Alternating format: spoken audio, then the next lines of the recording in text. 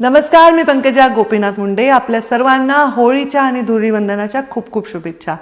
पर्यावरण प्रेमी असणाऱ्या सर्वांना मी आवाहन करेन की ही होळी आणि धुलीवंदन आपण पर्यावरण पूरक असं साजरं करावं.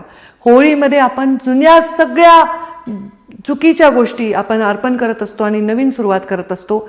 नकारात्मक गोष्टींचं दहन करत असतो आणि सकारात्मक गोष्टींची सुरुवात करत असतो. तसंच आपण या होळीमध्ये दहन करूया त्या सगळ्या गोष्टी ज्याच्यामुळे पर्यावरणाचा ऱ्हास होतो आणि आपण त्या सकारात्मक पावलं उचलण्याला सुरुवात करू, जेणेकरून आपण पर्यावरण वाचवू शकतो.